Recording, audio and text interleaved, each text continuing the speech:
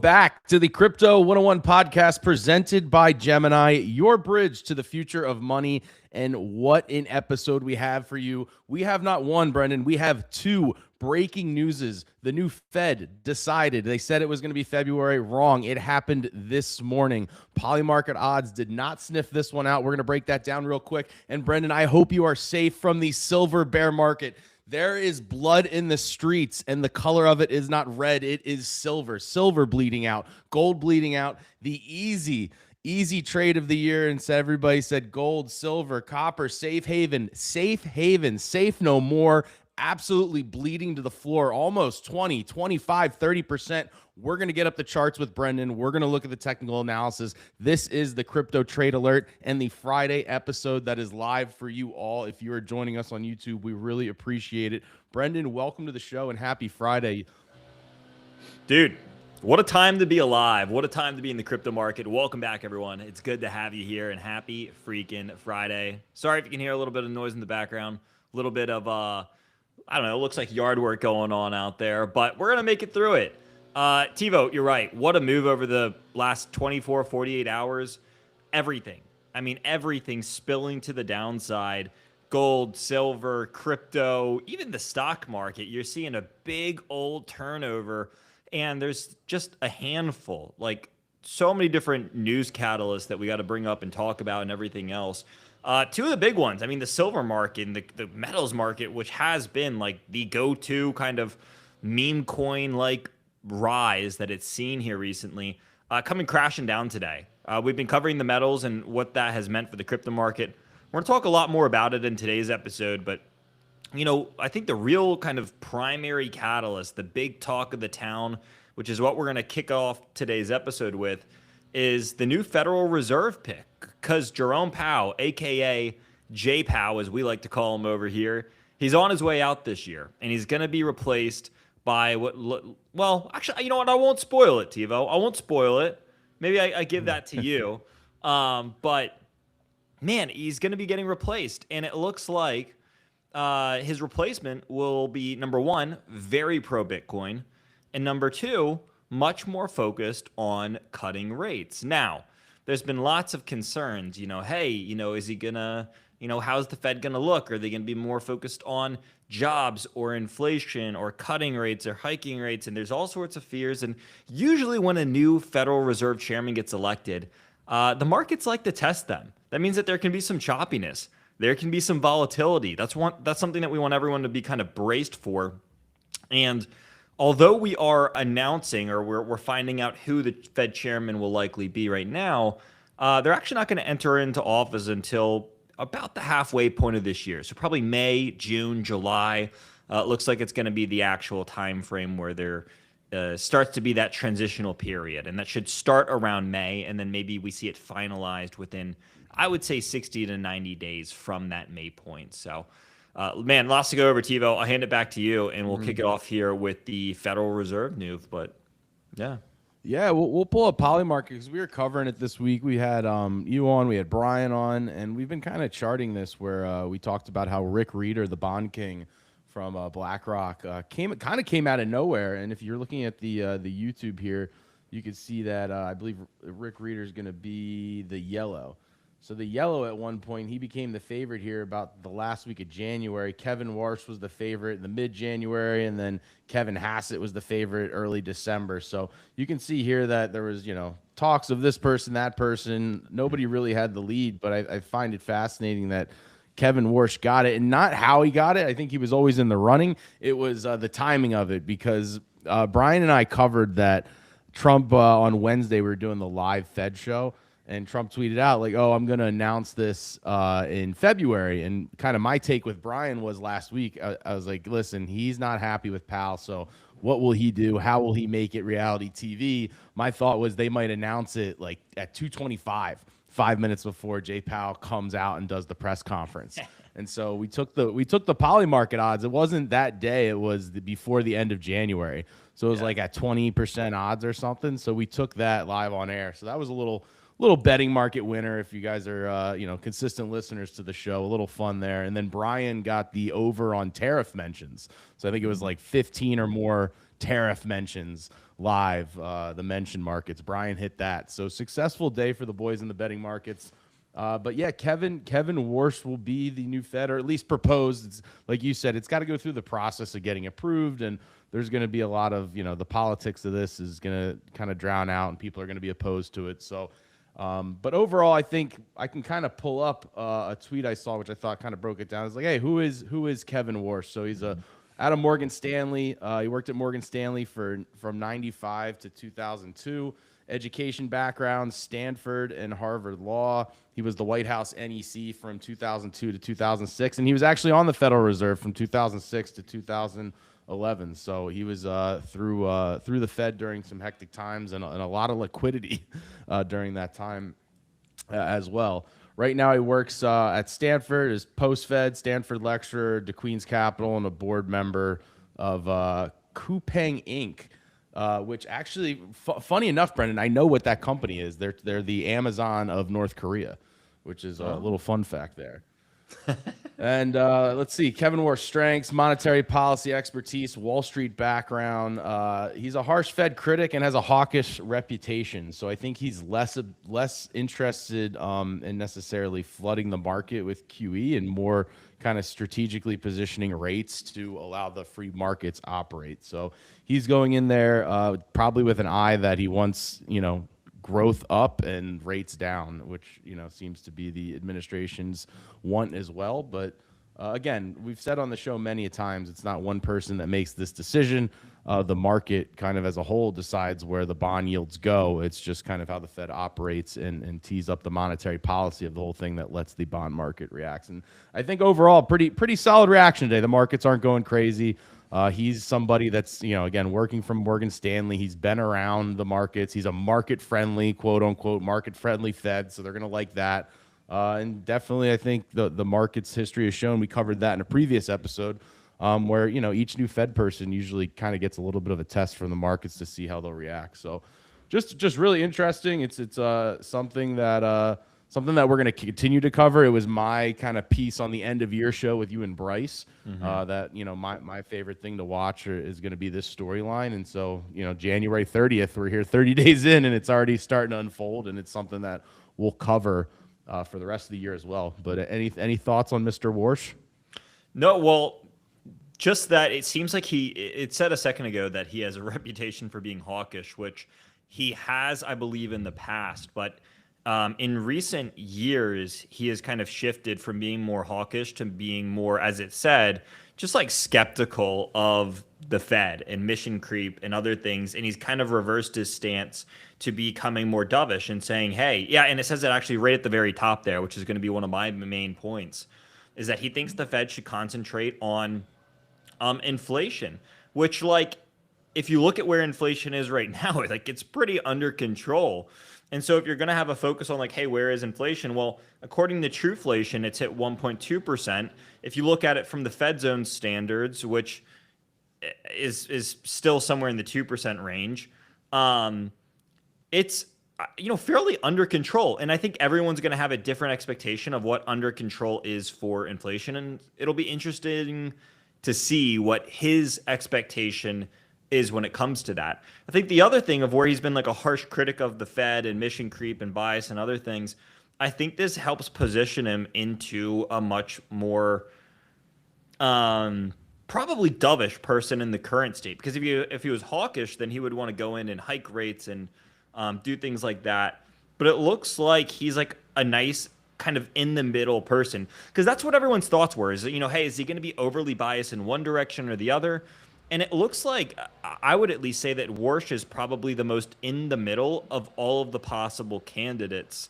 You had some who were like, all we want to do is cut. We don't care about inflation. And then you had, probably other people that weren't being looked at that were like, all we want to do is hike, because that's where we think that the actual problems are. And then that's what it comes back to for me here, is he seems like, obviously, is he going to probably lean towards cuts? Yes, or else he probably wouldn't have gotten the nomination in the first place. But the other side of it is he looks like he's fairly down the middle and probably one of the most in the middle people that could have come out. And the big takeaway and why we're all here is we're all fans of crypto, right? and he's a big fan of the crypto market. And I think we got a little clip or graphic to show on this. But he's pro Bitcoin. He likes Bitcoin. In fact, I think I saw a clip of him saying, if you're under 40 years old, Bitcoin is your gold. And he said a lot of other things as well. So let's go ahead and roll it up here, TiVo.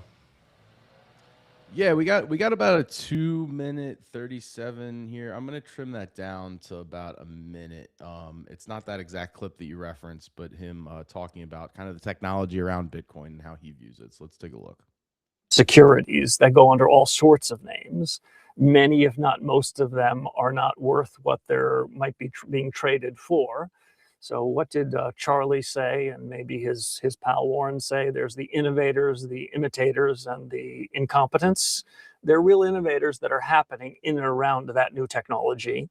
And what I would try to impart towards businesses and bankers is that the underlying technology that Mark showed me in that white paper, or tried to show me in that white paper, it's just software. It's just the newest, coolest software that will provide us an ability to do things that we could never have done before. Can the software be used for good and evil? Yes, both, like all software. So I don't cast aspersions like that. If there's a final point, it's these technologies are being built here. I don't just mean on Stanford campus. I believe in the United States. And the world's most talented engineers from China and Europe and everywhere, they come to the United States even now to try to build this stuff. And my view is by building it here, that gives us an opportunity to be more productive and create something very special over the next decade. Pro Bitcoin, pro technology, pro USA. That is basically the mouthpiece of this administration, is the crypto capital of the world. And again, that's an older clip that we found, but it's interesting that you're kind of packing this administration with people that have the same view, right? Moving into the future of whether it's Bitcoin, whether it's crypto. And we had an awesome interview that one time. I don't know if you remember. I don't remember the exact project it was, but it was the professor out of Stanford who literally was in his garage building stuff, and he came on the podcast and was telling us his story. So it's just, this is the people that he's been surrounded by at Stanford, pro technology, pro building, and pro doing it here in America. And so I think we'll do our best, as this story continues to dig up more crypto talk for the new Fed president here, president to be. And I wouldn't be shocked if there's new sound bites of him as well. Now that he's going to be thrown into the public eye, there's going to be a lot of new sound bites that we're going to be pulling as the year goes on. Yeah, spot on, man. And just, we're going to continue to keep tabs on this. I mean, obviously, there's a lot of questions. People have a lot of questions. We understand that. We're going to continue to cover this as more information comes out. So make sure you stay tuned. But I wanted to give a quick little shout out here to the YouTube channel, which is popping. 150 of you listening live in on just YouTube alone right now. So it's great to see you. Let's give a quick little shout out to a couple of the people that are being active chatters. We have Carl. We have P West. It's good to see you saying, hey guys, why the plunge? That's going to be our next segment. We're going to open up the charts. We have Shibonoski, I think is how you say it. We got GK. We got a couple of names that I can't pronounce. Maybe 8Z Point. Good to have you. Yeah. Everyone else in there. Brady, the Real Foo. Good to have you as well. We got a couple of questions, and so we'll come back. We got Grant in there with the pirate flag. Grant, friend of the show. Brady, friend of the show. Big weekend in Tampa. The pirate flags. The pirate flags are a symbol of Gasparilla. So we're flying the Jolly Roger this weekend here in Tampa. And before we move on to the charts, right now we're going to do the technical analysis with Brendan. And if you do me a favor, we got a ton of people in the live. On the bottom right, you'll see our logo. Give it a tap, hit it, subscribe, give us a thumbs up. It really helps us grow the channel and continue to do this free content. And then if you're interested in more, check the links below. We've got our first alerts and our free book and the Crypt Nation VIP. So check those out. But Brendan, let's pull up the charts.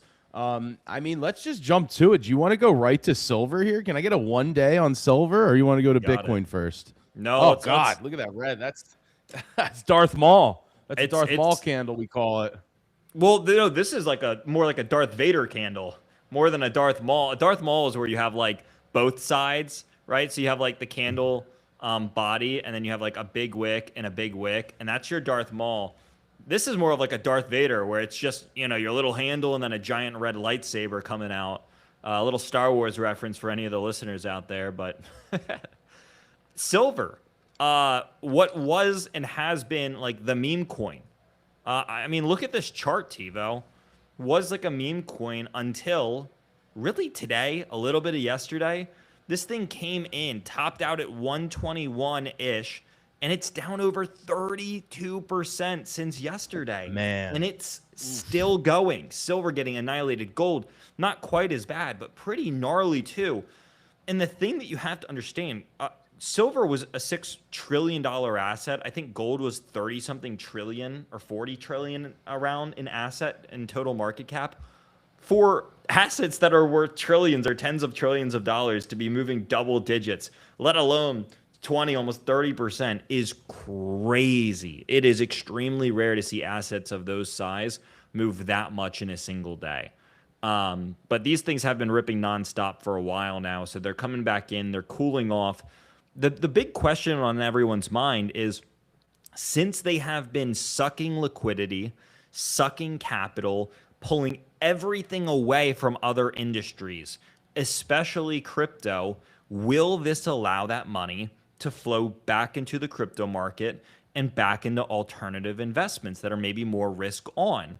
One of the popular conversations that we've seen from the current administration today and the new federal chair pick and things like that is talk more about, strong dollar, weak dollar, and that's kind of caused this run between metals and Bitcoin, and it's caused some of the fluctuations that we've seen.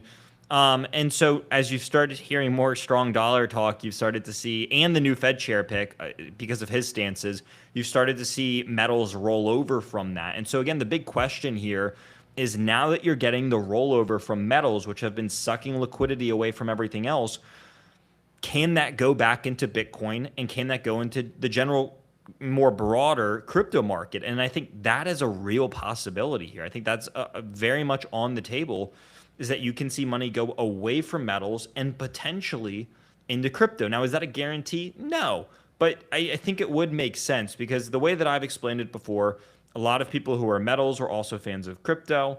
Metals have had this ridiculous run. In the past, you've seen correlations between when gold runs and metals run and how Bitcoin and crypto performs, and you've seen money flow between the two in the past.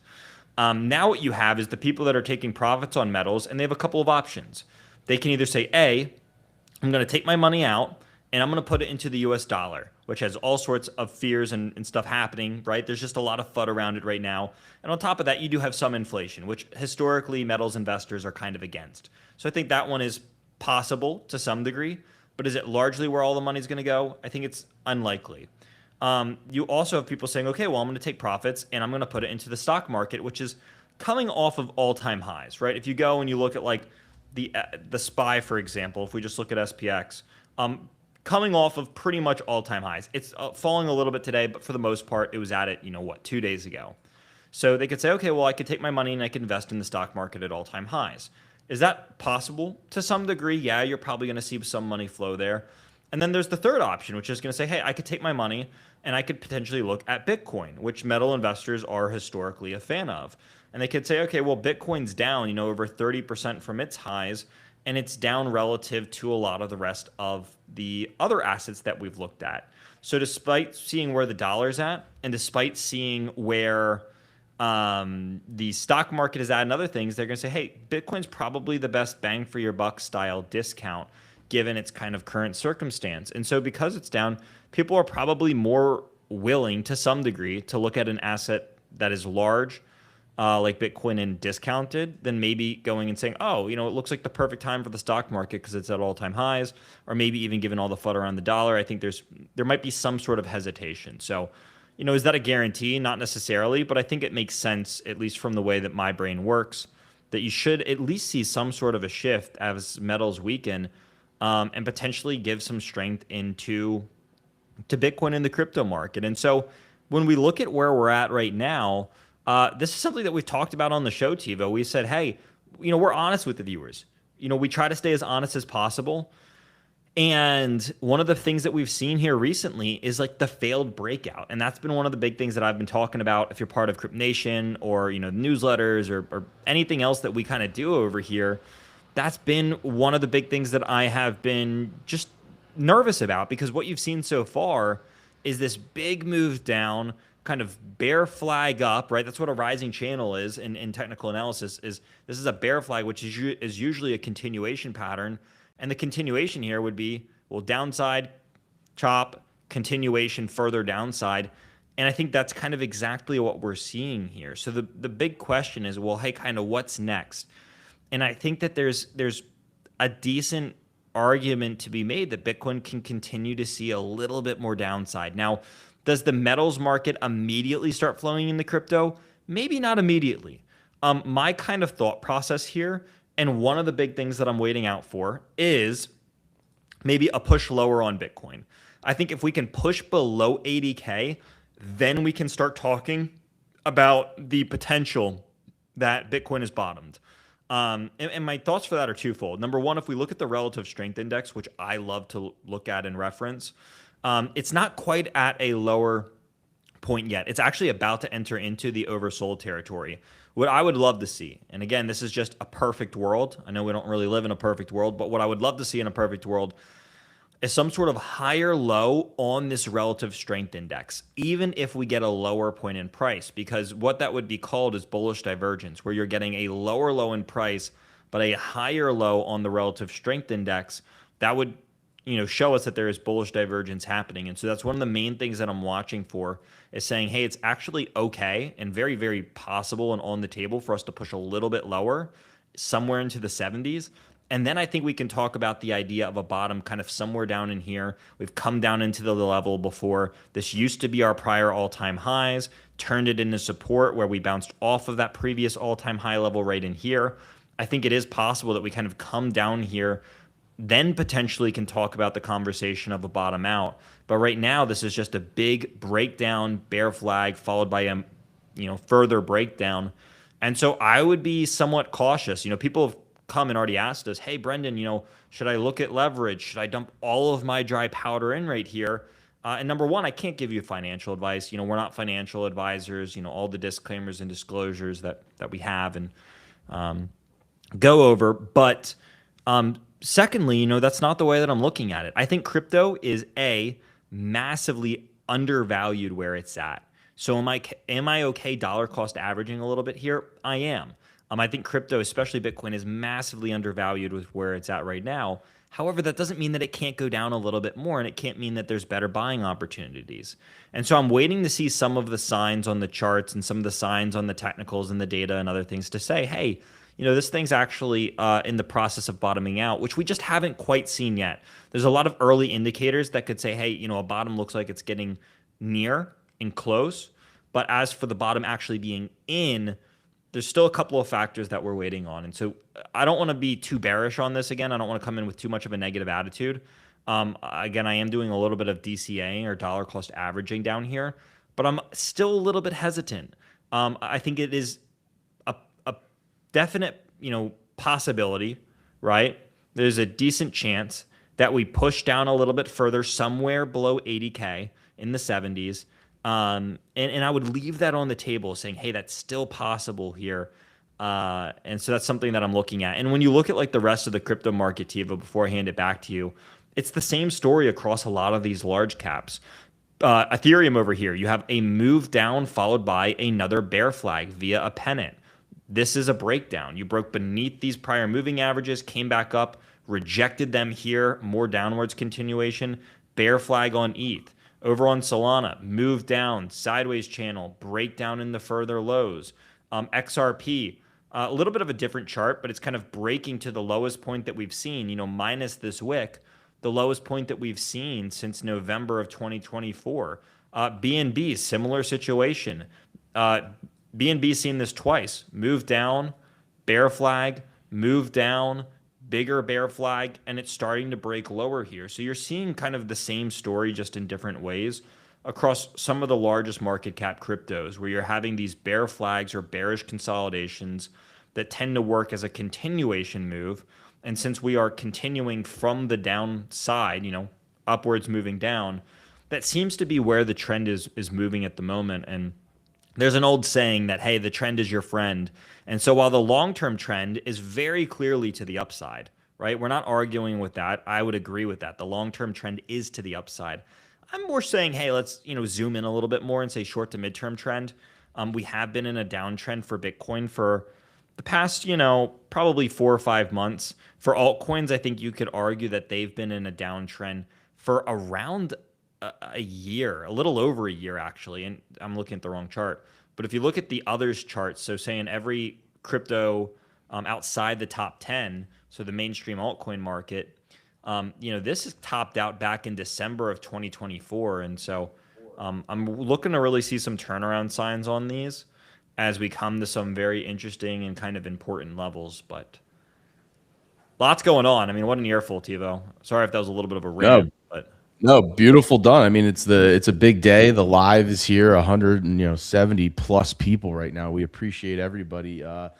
Eva Fooster's in there saying the metals crash was expected but temporary. Obviously for a hedge against money printing, which we talk about all the time, and then saying silver, copper has use for the chips and all these. The future of kind of the use of metals in these microchips and the AI processors and the robots and et cetera. So it is a fair take. My thing was, I'm going to pull this up actually, Brendan. I think it's important to show everybody. We've brought this up and I haven't brought it up in a while, but just total assets by market cap, and just to see silver down and hit that 30% mark at this big of a market cap is truly A block. It's just A block news. I mean, this is breaking news. Think of this, if you saw Alphabet, Google, Nvidia, Apple, Microsoft, Amazon, anybody in this top 10, anybody in this top 20 even, or 50, if anybody lost 30% of their market cap in a day, I mean, I don't know what would cause that. It would be unbelievable, almost unprecedented. I mean, that's COVID like drops. Like that COVID week, right, where stocks were dropping 15, 20, 30, 30%, 40% a week. Like it's insane how much happened today in the drop in silver. And I was kind of talking to you pregame, is like, hey, I put on, a little bit of a short, nothing much. But it comes down to what we've said on multiple times on this program, which I think is credit to us, when we're going over and we're kind of talking in the momentum money makers, and when our time comes and the crypto bros were up and we had our time plenty of times over the cycles, right? And we see some of these coins, whether it's a blue chip, whether it's or we go into the momentum money maker side and see those meme coins that hit the 1, 2, 3, 4, 5, 10, if you hit a 10x and you think this is going to go on forever. Rarely when you see a chart that looks like a hockey stick, like you showed us in the beginner with silver, the hockey stick eventually comes back down. And it doesn't mean that the run is over. It doesn't mean that silver is going down forever. And I think it's a good dose, because the timeline was really negative, right? The crypto timeline, which was what we cover.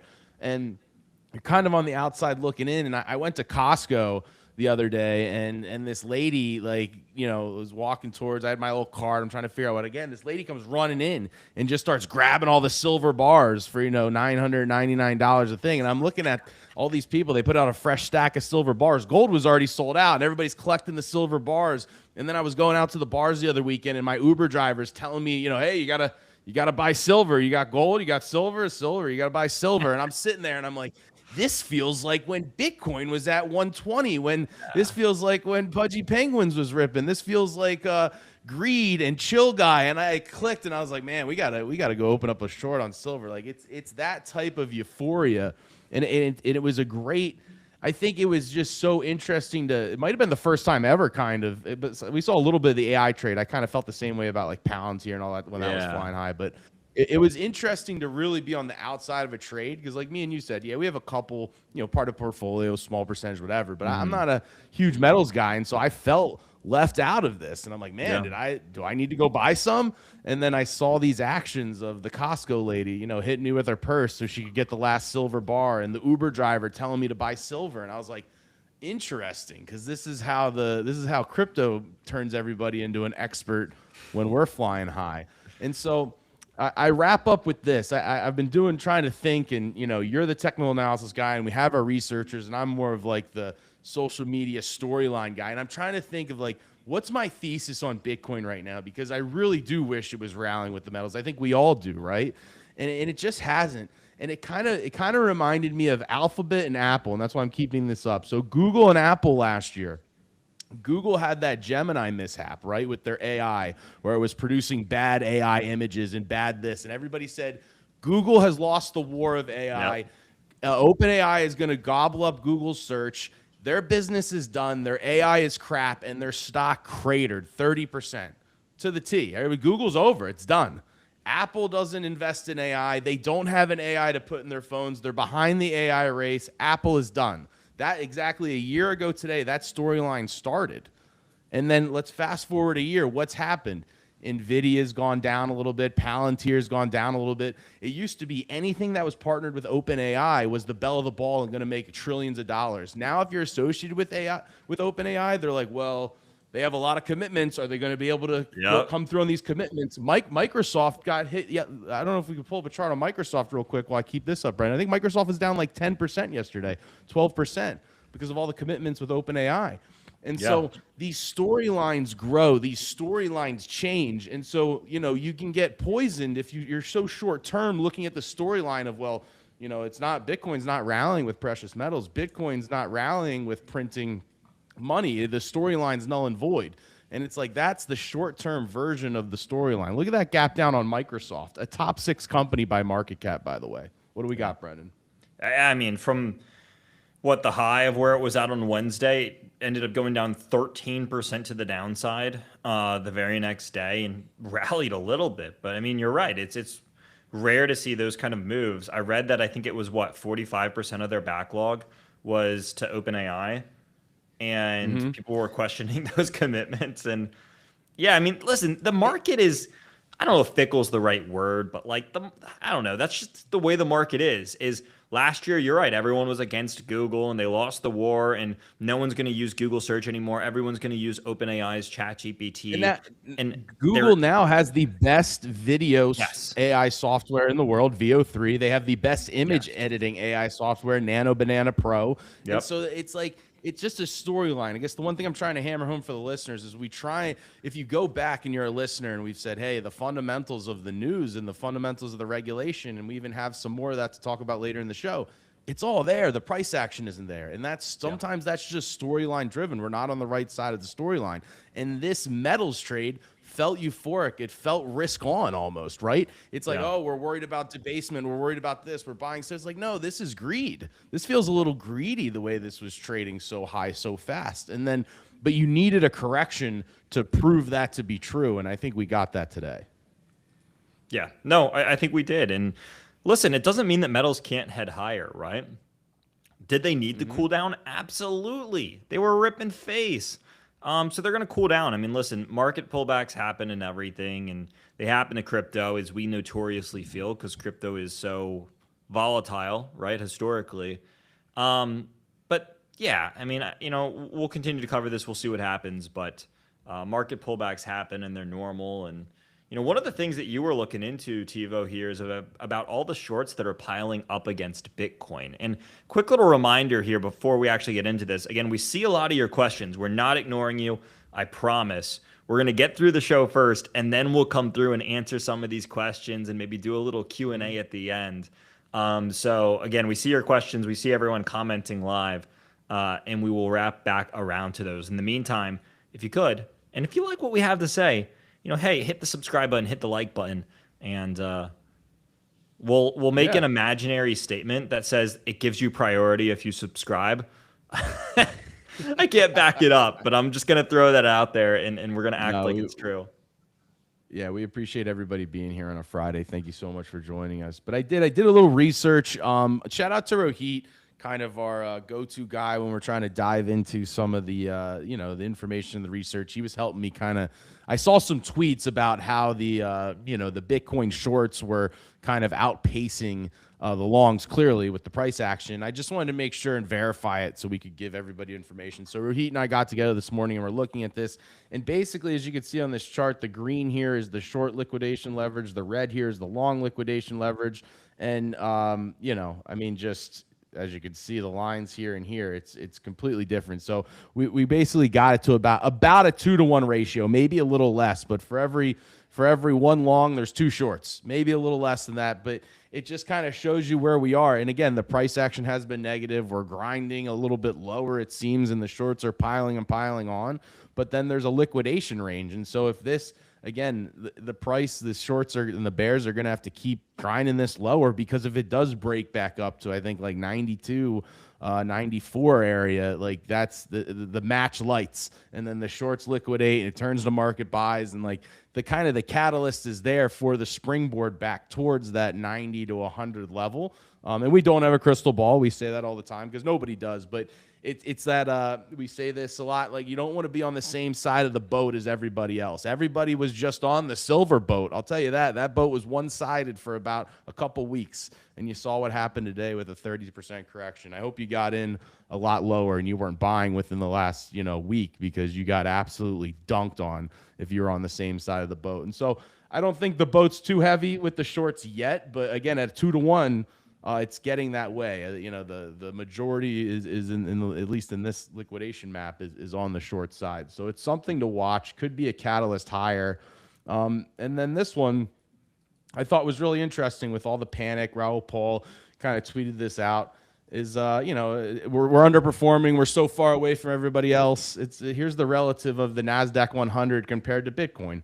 And we're down. We've been down before around 2020 here. And then look at this. Last time we were down and shoots back up. And then 2023, we were down, shoots back up. And, these charts seem decently correlated. It's just Bitcoin has more volatility, which is what, we know and we like, because in our book, volatility brings the opportunity.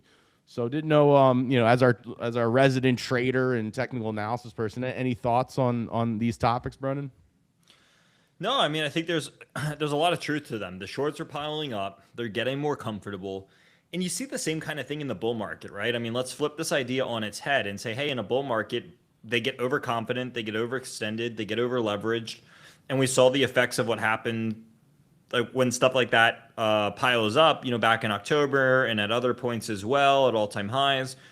Well, the exact same thing can happen when shorts get overconfident and shorts get overextended and shorts get overleveraged.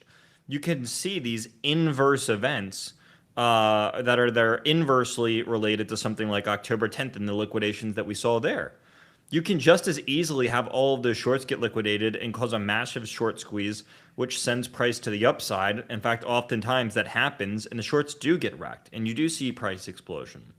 So, just keep in mind here that, everyone always likes to think about it from, one end and neglect the other. But it's like, no, the bears here are probably getting close to being too comfortable. And when they get too comfortable and too overextended and too overleveraged, that's usually when the big day of reckoning happens and you get them wiped out. And then they're forced to cover their positions and buy and other things. And so I think that's worth watching. And it's a really good catch by you. When it comes to this chart, there's lots of conversations about Bitcoin compared to NASDAQ and stuff. And I always get asked, why isn't it correlated, or should it be more correlated? I would say in recent weeks, in recent months, even the last year or two, you've started to see Bitcoin decouple from NASDAQ. It has matured as an asset class, and crypto has as well. And you've started to see it decouple slowly. So there are points in the market where I think it will follow, right? There's points where it won't. But I would even say that overall, it's probably good to not have this like one-to-one correlated to NASDAQ. That make it kind of strange and scary, but there are points and times where it is. But that's just something that I've noticed, and you can kind of see it in this chart here. I do think that, again, there's a bit of a game of catch-up. If you look at why Bitcoin has crashed and why it's so low and some of these other things that are happening, there's a couple of reasons. And this was a chat box question from someone in the YouTube chat. So shout out to you. But I think it comes down to a couple of things. Number one, the lingering effects of the October 10th liquidation event. That has been the biggest catalyst, in my opinion. It's the largest single-day liquidation event ever. It's bigger than what we saw with Terra Luna and FTX and Alameda combined. Like all these big events, I think even bigger than COVID combined in there as well. And it was just like, I think it was all of those combined several-fold. I mean, it was ridiculous how much money was liquidated, close to $20 billion in a single day. And so it's silly to think that we would brush that off in a week, a month, multiple months at first it looked like we were going to shrug it off, and then the lingering effects and the ripple effects kind of came through, and now it's like, hey, we're still feeling the effects of that. And a lot of the people, most of the people who were long, they were the ones wiped out. And so it's going to take a little bit of time to collect those people who want to go long again. I mean, they were liquidated, they were wiped out. It's going to take them a little bit of time to get that money back and they get comfortable enough to go back into that same kind of position, because again, they were overextended. I think the other things that you have here are, obviously the metals market, which has been sucking liquidity away as well.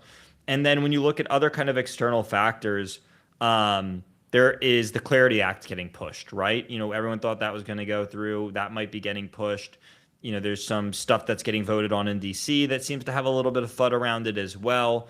And so there's all these little things where it's like there's just a little bit of FUD. And so when you ask yourself the question, or when you ask us the question, hey, why is the crypto market down? It's a mixture of those. And then on top of it recently, it looks like the thing overnight that kind of pushed the markets down were talks about strengthening the dollar. And that seemed to have been the big one, right? That was the big reason that I saw, was like, oh, we're going to strengthen the dollar in the DXY. And historically, that has been a bad thing for Bitcoin's price. But there's just like a few comments made about that. But a couple days prior, there was opposite conversation saying, hey, we're going to weaken the dollar. So it's like, listen, that's just politics. You're going to get it both ways. We don't really talk about, one political side or the other over here. We try to stay out of the politics because that's just not our spiel and it's not what we like to do. But the truth of the matter is, listen, there's always going to be FUD. There's always going to be back and forth. And that's just the way that it goes. But, a little bit of a roundabout answer here, Tivo, but I thought it all kind of connected in some way. And that's how I'm viewing the markets. Well, the markets are quite volatile. A question, just kind of while we're on the topic, from Craig here is gold volatility and how does it influence Bitcoin prices? Well, traditionally gold, if you zoom out on the charts, at least the one that I've seen, it's gold kind of runs up and then Bitcoin follows. So, again, in a long-term vision, that could happen. I pulled this one off of X. This is from, let's see here, talos.com, just for a quick answer to Craig. We didn't have time to verify this, but just want to be respectful and thankful for everybody in the live today. Is kind of just a Bitcoin relativity chart here, Brennan. You can explain this maybe better than I can, but Bitcoin compared to gold, obviously Bitcoin's in a drawdown, but maybe right around, again, we don't have the lines on the chart and our metrics that we usually do inside your software. But looks like we're kind of around a support line, and that kind of makes sense in my mind, at least the way the storyline is unfolding right now with a pullback in precious metals. And I just saw, I'm getting alerts on my phone literally as we're live here, and this is a little producer magic, is I'm seeing 33% down for silver. It hit the 33% down mark, which ties for its worst day in history. So if you bought silver in the last week, you're caught in a 33% drawdown in the worst drawdown in silver's history. And you were sold by the Uber driver that it was a safe haven. So there's a lot going on. There's a lot of volatility going on. And again, this is our saying of zoom out, right? Hey, zoom out. And kind of my rant on the storyline is there's different storylines that pick up steam. And as hard as it was to be on the sideline and have kind of declining price and go through the October liquidation, biggest liquidation in crypto history, now we're seeing the biggest liquidation in silver history. Volatility is high right now. It's just the way it is. And I think, our time will come again. And we're learning lessons from our times of our own, cycles where we've had highs and lows. And now I'm even learning lessons being on the sideline and watching the, the precious metals trade. But I want to transition us into some, again, some bullish fundamentals. We'll go over to. I'm sorry. Let's go to the gold chart. Yeah, let's go to the gold chart real fast that you pulled up a second ago. The gold to BTC. Sure.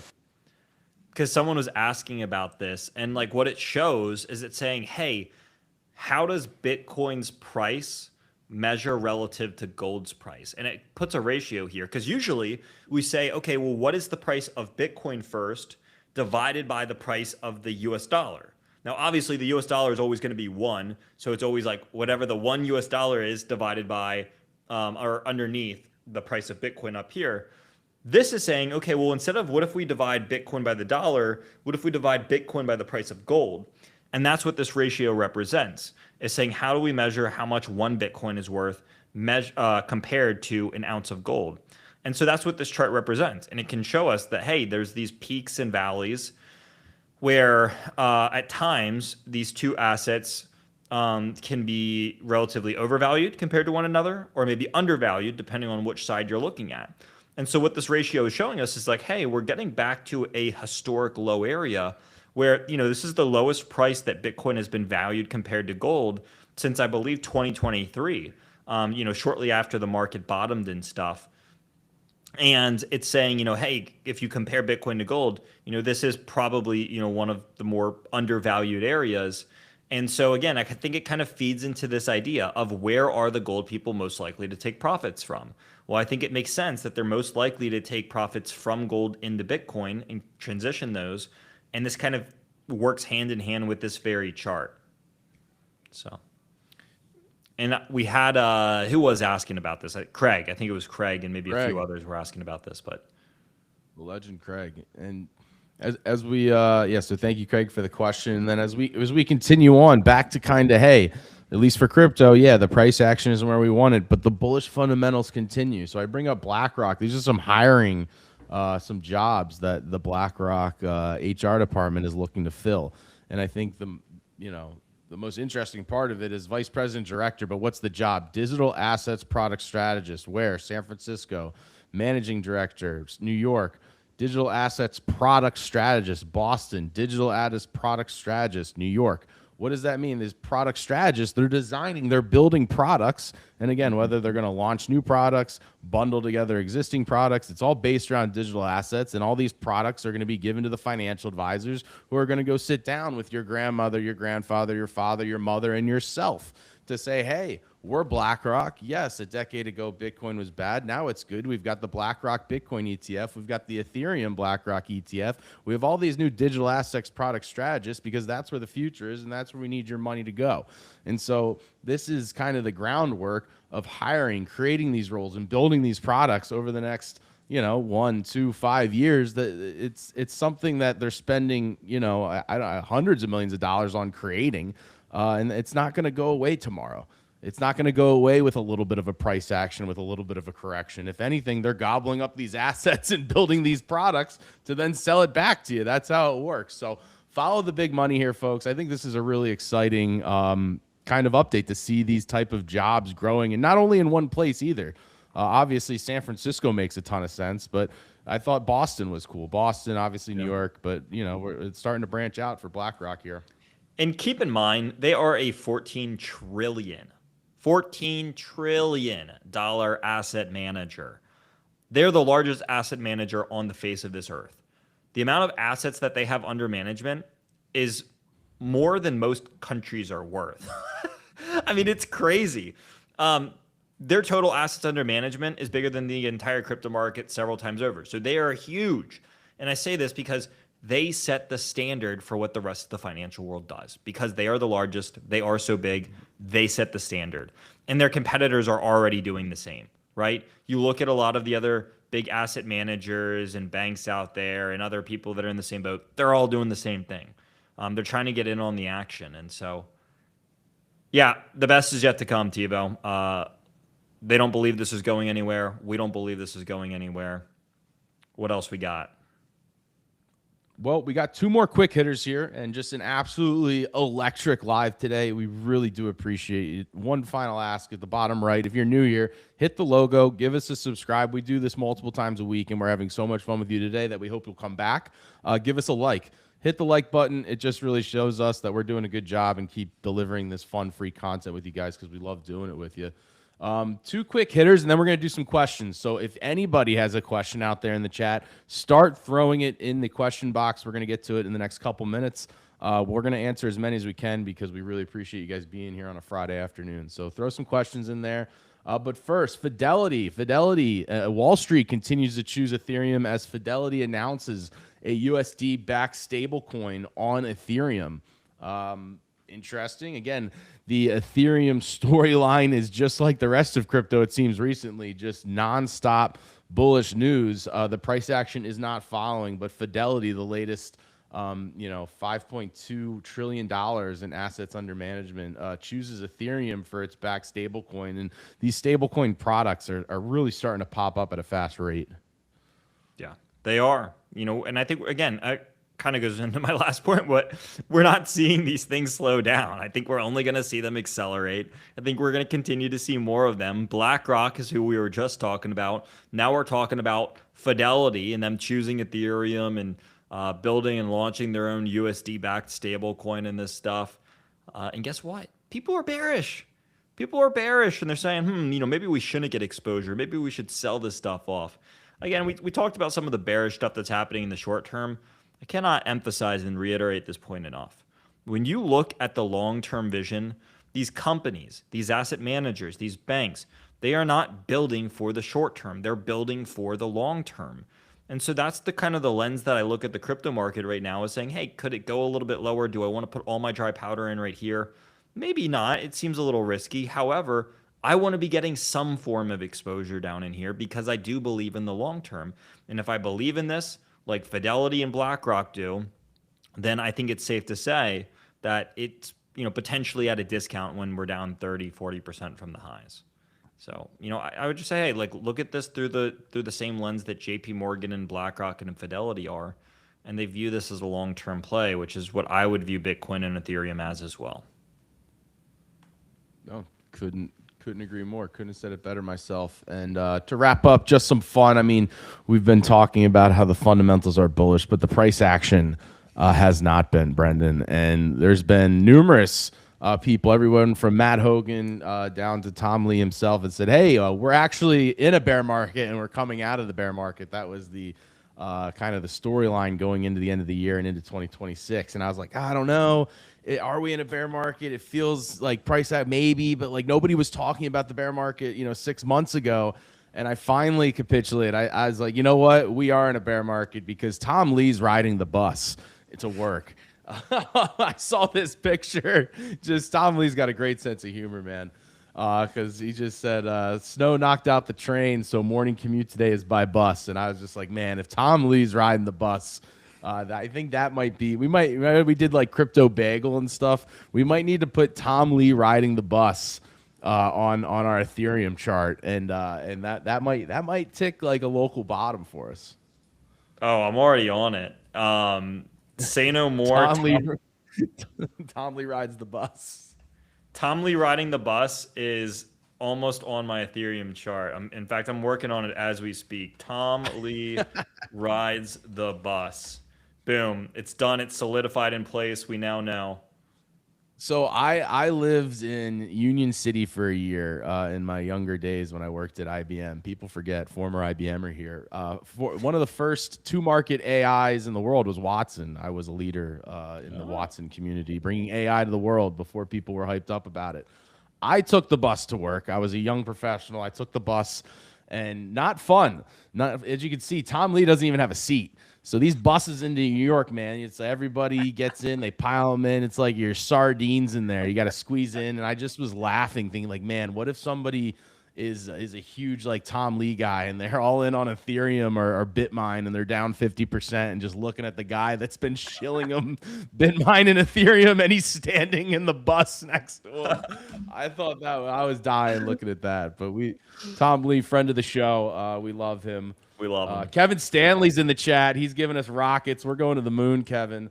Cayman's in here. 80.1. Eva Fooster. Craig's in here. We had Grant. We had Brady. We had Frank.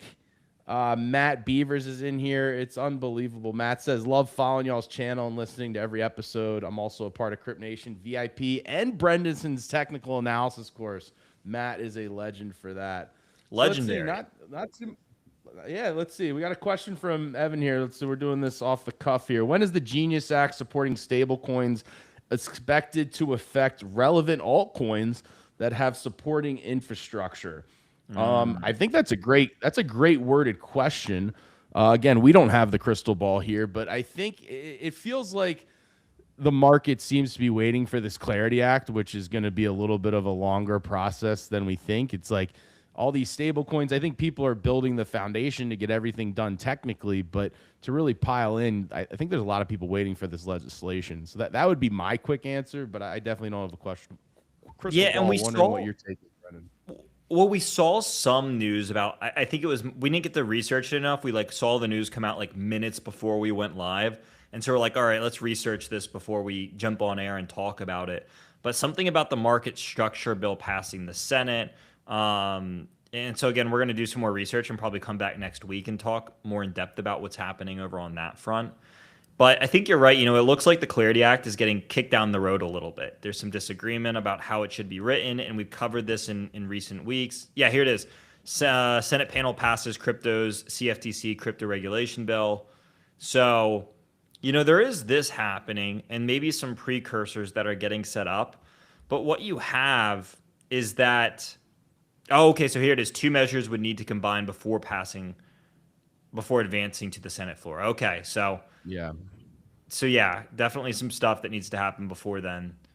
But we'll wrap back on this topic when it comes to the politics stuff gets confusing just because, again, I did take one class of political science at University of Delaware. Everybody does remember that if you're a longtime listener of the show. So I could be considered a political commentator in any world because I don't think too many people have expertise in politics. But there's a lot of congestion, it feels like, when it comes to passing actual big bills and big laws. And again, it's got to go from the House to the Senate.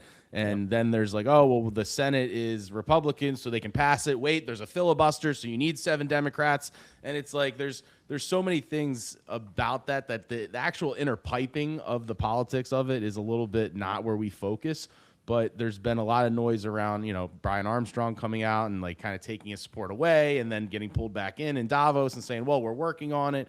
And then so there's a couple different things that I think are all just kind of coming together when it comes to the structure of how these things are going to get passed. And it's just interesting timing to see if it will get done before the midterms. How bipartisan is crypto legislation? I think kind of for the technology of it and the forward looking of making, you know, the U.S. the crypto capital of the world, I think that is bipartisan. I think what the Democrats aren't going to like is, you know, let's be honest, the Trump family has made a ton of money from crypto and been in the right areas to make this money through legislation and their own businesses. So I think that's going to be a talking point of the other side of the aisle and something to keep kind of tabs on. But yeah, it's something that we'll keep researching. And when the big breaking news happens and the actual movement happens of getting this stuff either done or, you know, yay or nay is kind of where the news breaks, and kind of forecasting before that doesn't work well because it's hard to gauge. Yeah, completely agree. Any other big questions? Maybe if I scroll back up to the beginning, Tiva, did any catch your eye? Just a lot of takes on silver. People are still bullish on silver and gold, saying, you know, it's just a correction type of thing. But again, I think that's the storyline of all these assets have gone higher. The S&P's gone higher. The NASDAQ's gone higher. The Russell is now at all-time highs as well. And it's just these storylines. I really think my thesis on that Google and Apple take is more of what we're going to see going into the rest of the year is, hey, storylines change. Everybody says crypto's the losers right now. I think we'll be back and we'll have our day again. You know, it was, you can't lose on gold and silver, and we're literally recording live and it hits the largest down day in silver's history. So again, I think you got to do your research. You got to stay up to date in the knowledge, and that's what we do this show for. And we have a lot of fun doing it. Yeah, spot on, man. Well, I think we hit on just about everything that we possibly could have today. Almost an hour-long episode here of the Crypto Rundown. And like Tibo said, guys, we love doing them. We love doing them. They're completely for free. And the whole point of these is that we can do all of the research beforehand, search everything from the fundamental and the technical side and explain it all and bring it to you completely for free. And the only thing that we ask in return is that you say, hey, if I like this, go ahead and hit the like and subscribe button. We do these every single week, multiple times a week, as well as different podcasts and market updates and YouTube tutorials on different cryptocurrency platforms and products and stuff. And we love bringing it all out. So again, if you liked it, hit the like and subscribe button. Thank you all for watching, and I'll hand it off to Tivo. Yeah, we got a fun week ahead. If you guys are new, check the community posts. I'll post when we're going live for next week. But other than that, it was a great week of content. Thank you, Brendan, for joining us. We'll be back next week with some interviews with Bryce and Brendan, and we'll do some more lives. So thanks, everybody, for joining. Enjoy your weekend, and we'll see you all next week. Wow, Kevin Stanley coming in late with a little super chat there, a $10 super chat from Kevin Stanley. Thank you so much, Kevin. Friend of the show, Kevin Stanley. Unbelievable way to end the episode. Thank you, Kevin, and we're going to see everybody else next week. Bye-bye, everybody.